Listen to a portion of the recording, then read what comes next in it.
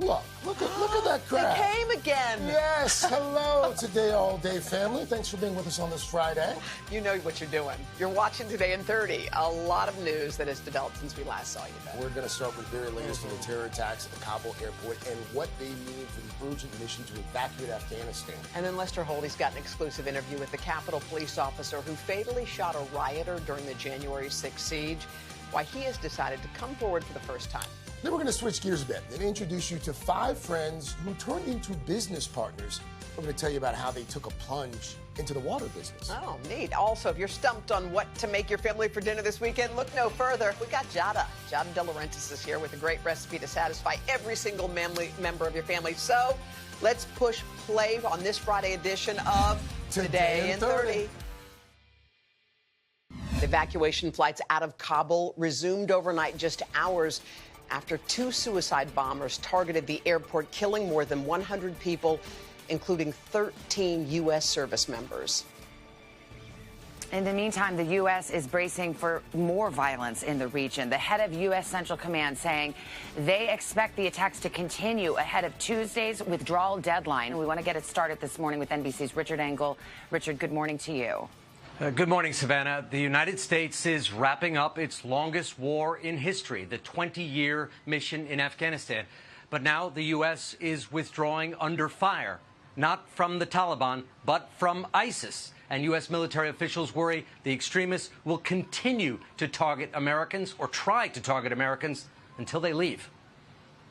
This morning, the planes in Kabul are flying, but the evacuation that has already taken out more than 100,000 U.S. citizens, Afghan contractors, and asylum seekers now has greater urgency and even more heightened security concerns that ISIS could try to shoot down a flight or carry out another attack. We believe it is their desire to continue those attacks, and we expect those attacks to continue. And we're doing everything we can to be prepared for those attacks. In Kabul, medical officials keep raising the death toll to at least 100 killed and dozens injured. From 2 bombings, one at a crowded airport gate, another close by at a hotel used as a gathering point to go into Kabul airport. As Marines were doing pat-downs at the gate, checking for bombs, an evacuee was wearing one and detonated it, killing at least 13 service members, most of them Marines. Amid the explosions, gunmen opened fire. The U.S. is increasingly reliant on the Taliban for security. Our former enemies are pre-screening and patting down evacuees before they arrived at the U.S. manned gates. But this time, the new and unlikely cooperation broke down. Clearly, if they were able to get up to the Marines at the screening at the entry point of the base, there's a failure somewhere. ISIS-K, the ISIS offshoot in Afghanistan and Pakistan, claimed responsibility. ISIS is the enemy of both the U.S. and the Taliban, and now both sides are mutually interested in fighting them. When U.S. troops pulled out of combat bases in Afghanistan, including Bagram, triggering the collapse of the Afghan army, the Taliban made lightning advances. Prisoners broke out of unguarded jails, and thousands of ISIS, Al-Qaeda, and other extremists escaped. They have been on the loose for nearly 2 weeks. And they'd like nothing more than to seek their revenge by attacking the Americans as they leave, kicking them when they're down, firing on Americans as they leave Afghanistan in defeat. The Taliban have set up even more checkpoints around the airport this morning, keeping crowds still further back. It means if you are an Afghan in Kabul right now, it is extremely difficult to reach the airport. Unless you have a bus, a special permission from the Taliban, the window has probably closed to get to the airport and get out. Savannah? Joining us now, retired Admiral James Stravidis, who served as NATO's Supreme Allied Commander, overseeing its mission in Afghanistan from 2009 to 2013, and John Brennan, who served as CIA Director during the Obama administration, both NBC News security analysts. Gentlemen, good morning to you. Admiral, I keep thinking about the troops who woke up this morning in Afghanistan and went back under extraordinary circumstances, a danger that really can't be mitigated. How do you keep U.S. troops and Afghan allies safe in a situation like this?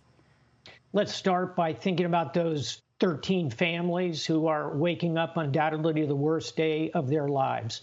I know it was a bad day for the president. It was a terrible day for those families.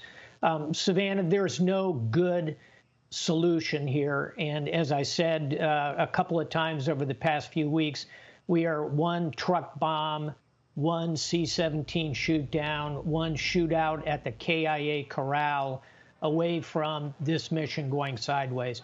We can still pull this thing off. It's going to require total focus, doing everything we can to push the perimeter out, cooperating with the Taliban to do so, mitigating every conceivable threat, particularly threats against aircraft. Let's get this thing done by the 31st and step away. Director Brennan, the Taliban, as mentioned, is providing the first layer of security, which is just stunning to even contemplate that that's the situation we're in, to rely on the Taliban for American security. But what options do we have? What leverage do we have with the Taliban to say, step it up? Well, Savannah, we have no alternative but to work closely with the Taliban. They control the area outside of that airport. And so therefore, we have to interact with them. We're not relying on them, but in terms of making sure that they're doing everything possible to prevent individuals who have a terrorist agenda from getting close to that airport. Again, this is something that I think we know that the Taliban is not an organization that we would naturally work with. And also, there is concern that ISIS-K, the group that carried out this attack, is composed of a lot of former Taliban members. And so, therefore, infiltrating the Taliban by the ISIS organization is something that I think we have to be very wary of. Absolutely. And Admiral, I mean, how likely is it that we see another attack like this or worse in these coming days? I think better than even. And Director Brennan knows this better than anybody. But these kind of attacks tend to go in waves. Think about 3 to 4 years ago, and you felt like every month you were seeing a spectacular ISIS attack somewhere around the world. That's the DNA of this group. It's quite horrific to contemplate that. I would say what we ought to be thinking about is what do we do going forward? As John Brennan said, we're going to have to work with the Taliban. Think World War II. We worked with Stalin in order to overcome the Nazis. This is not dissimilar. We've got to find ways to keep eyes on intelligence in Afghanistan. We've got to be able to go over the horizon and to conclude, as President Biden said, never forgive, never forget, echoing the Borgias. The other saying is revenge is a dish best eaten cold. Let's focus on getting out of KIA Airport. Job next is finding ISIS-K and putting them at the bottom of the Indian Ocean alongside bin Laden. Well, that leads me exactly to where I wanted to head with the former CIA director among us, John Brennan. I mean, the president said we won't forgive or forget. We will retaliate. In practical terms, what could that mean? Well, we still have some intelligence assets that we can use in terms of overhead collection capabilities. I know that U.S. intelligence officers continue to run sources inside of Afghanistan. And so what we're trying to do now, I'm certain, is to understand where the ISIS leadership resides, where these operatives are, to take the actions that are necessary to prevent a follow-on attack, but also to get to the heart of that organization. And this is something that I know that President Biden is determined to do. We have a clock that is ticking down to the 31st of August. I do believe that President Biden will stay focused on that departure date. But between now and then, there is an enormous challenge. It's a very, very dangerous security environment. But the U.S. military, U.S. intelligence, and others, I think, are going to do their absolute best prevent any more loss of life on the part of U.S. military or civilian personnel. And a final word from you, Admiral, in the moments we have left. As you know, the administration is under fierce criticism from Democrats and Republicans alike for the execution and the handling of this withdrawal. They say, the administration says, in essence, it was never going to be pretty. Chaos was, in some sense, inevitable when you withdraw from Afghanistan. But couldn't it have gone better than this? Haven't there been pretty egregious mistakes made here? It certainly could have gone better. And I think we need to pull that apart and figure it out. And there's blame all the way around here, from the collapse of the Afghan military, which the U.S. military, and I count myself in that number, trained. We're not perfect intelligence. There never is. The Taliban stepped up in war. The enemy gets a vote. They perform superbly, frankly. We're going to pull all that apart, Savannah. Job one right now is to get out of this situation with all of the Americans and as many Afghans as we possibly can. The next job is going after ISIS-K, and I'm sure we're going to continue to work to get the remaining Afghan allies out. If we have to create an underground railroad to do so, we'll do it. We've got work to do in Afghanistan, but now is the time to leave tactically. All right. Admiral Stravidis, former CIA Director Brennan, thank you very much. We're back with In Depth today, and this morning, some of the Capitol police officers who came under attack on January 6th are now taking legal action. 7 officers filed a lawsuit Thursday against former President Trump, his allies, and members of extremist groups, saying they sent that mob of rioters to disrupt the day's peaceful transition of power. The terrifying moments that unfolded nearly 8 months ago scarred many officers who were there. Now a lieutenant, not part of that lawsuit, who fired a fatal shot at one of the protesters, is revealing himself and sharing his story for the very first time. NBC's Lester Holt sat down with him exclusively. Hey, Lester, good morning. Good to see both of you. His name is Lieutenant Michael Byrd. It's a name that floated around the internet following the events on January 6, leading to some vicious threats, but officials never publicly formally identified him. Now the 28-year veteran of the force is coming forward, saying he wants to set the record straight about what took place. Were you afraid that day? I was very afraid. Are you afraid now? Going I forward? am. I am afraid because I know there's people that disagree with my actions on January the 6th. But I hope they understand I did my job. And there was imminent threats and danger to the members of Congress. In the chaotic minutes before Lieutenant Michael Byrd shot and killed rioter Ashli Babbitt, a cascade of alarming messages crackled through his police radio. Yells for help and, officer down and screaming as they're being assaulted. This video from inside the House chamber captures Byrd instructing members of Congress to don gas masks. We had a disbursement of tear gas in the rotunda. Then, instructions to prepare for the worst. I'd ask them to remove their pins, to remove their jackets, to look like staff as much as possible, and to seek shelter by staying down below their chairs. Soon, a horde of demonstrators stormed up the stairs to the House chamber. There's a gun! He's got a gun! He's got a gun! Byrd is seen taking a defensive posture with his gun drawn. I didn't even realize I had been yelling and screaming as loud as I was. Please stop, get back, stop. We see your arm out there for a considerable amount of time. Yes. Were you wavering? I was, again, taking a tactical stance. You're ultimately hoping that your commands will be complied with, and unfortunately they were not. What did you think this individual was doing at that moment? She was posing a threat to the United States House of Representatives. But an attorney for Ashli Babbitt's family disputes that. He did not respond to our request for a comment, but in a previous statement said Babbitt was not brandishing a weapon, not in close proximity to members of Congress, and was not an imminent threat of death or serious injury to anyone. Based on your training, in that case, does it matter that the person was armed or not? According to law, it does not. I know based on my training and my policy, what I did was appropriate. Multiple investigations have now upheld Byrd's actions on January 6th. Have you continued to question your actions that day? I knew that day. I followed my training, and I spent countless years preparing for such a moment. You ultimately hope that moment never occurs, but you prepare as best you can. I know that day I saved countless lives. If Ashli Babbitt's family is watching this, is there anything you would say to them? What I would like to say is to all the families from January the 6th, that their family members receive injury or loss of life, As my heart goes out to them, I'm sorry for their loss and what they're dealing with. And I pray that they find peace and comfort.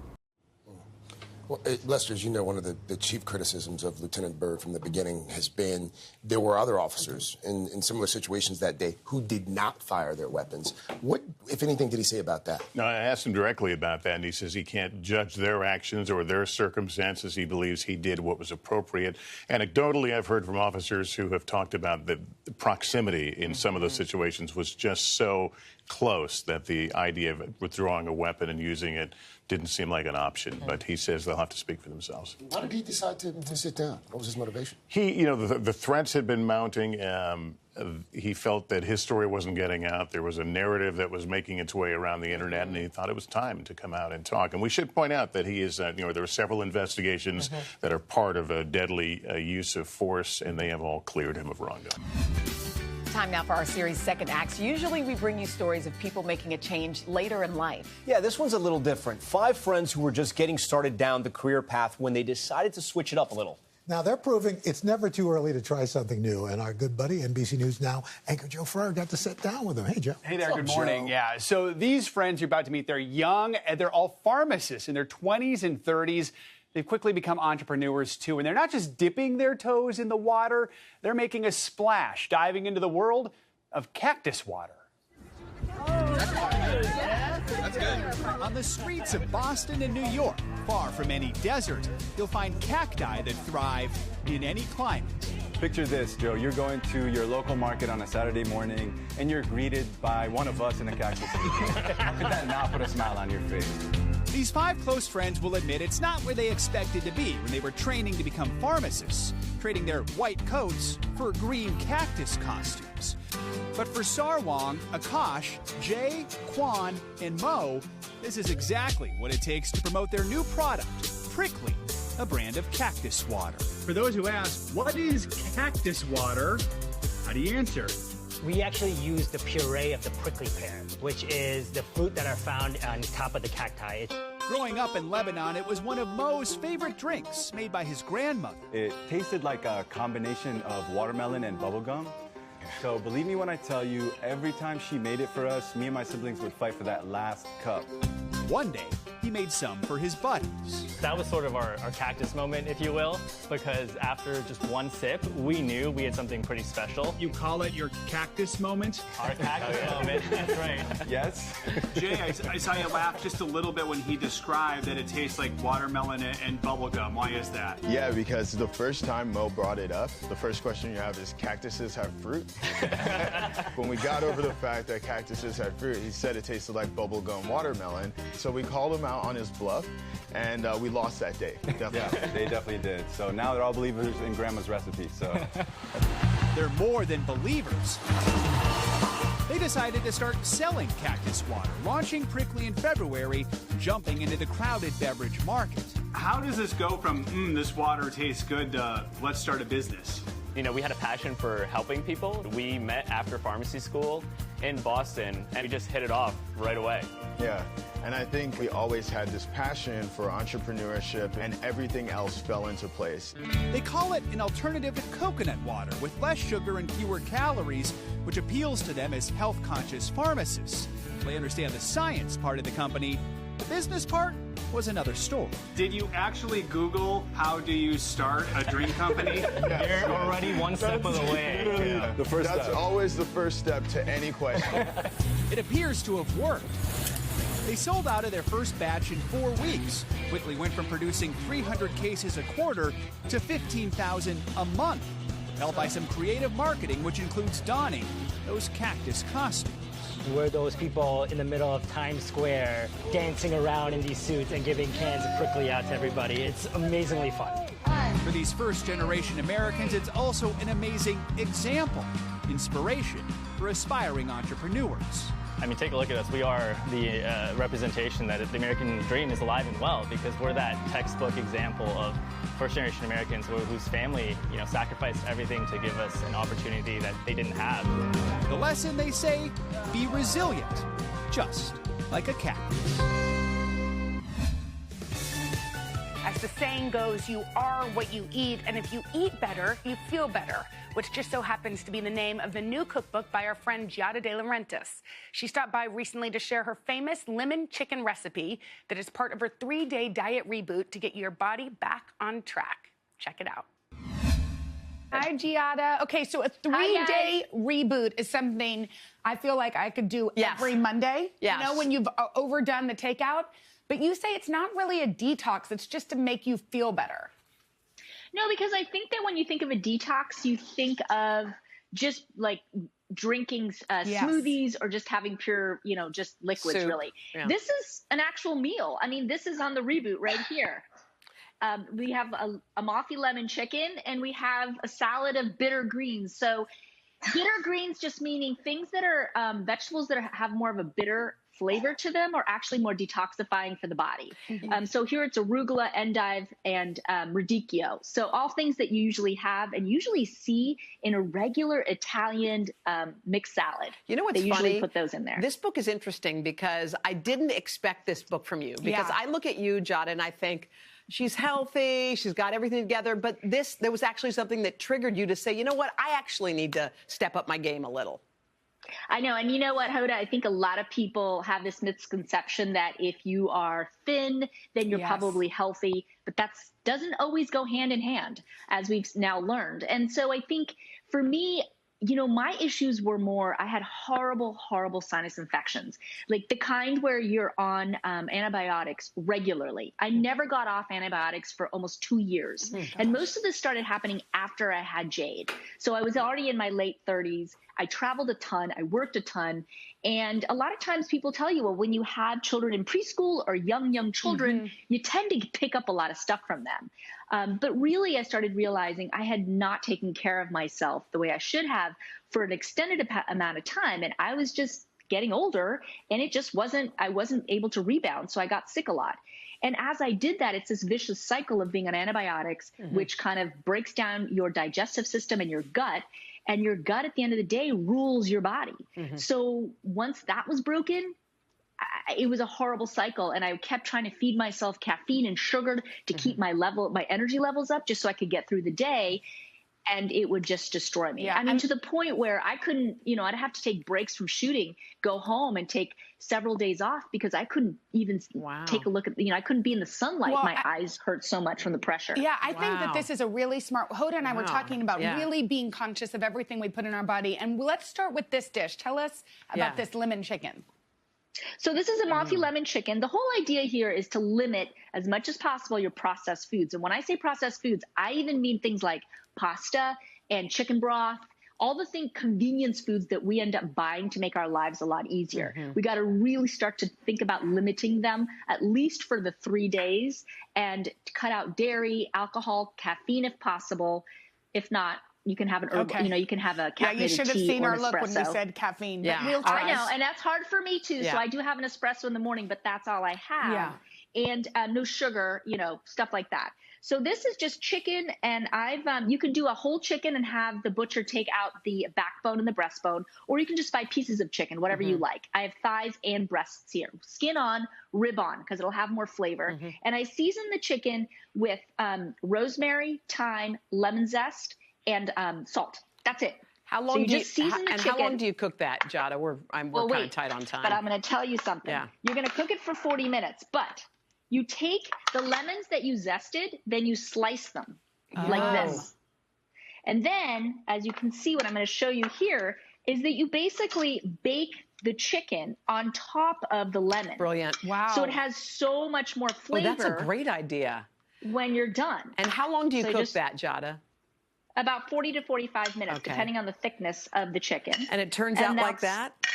And it turns out, look how gorgeous that is. After you put it in, it turns out like the dish that was in front of us, but this is really what it looks like when it comes out of the baking sheet. Beautiful. See how it caramelizes the lemons? I want it. I want it right now. Well, we hope you're back with us for another big morning next week here on Today. We do. We've got Padma Lakshmi. She'll be here. And we're also going to be treated to a concert by Keith Urban. It's going to be a big week. Yeah. Have a great weekend. Bye.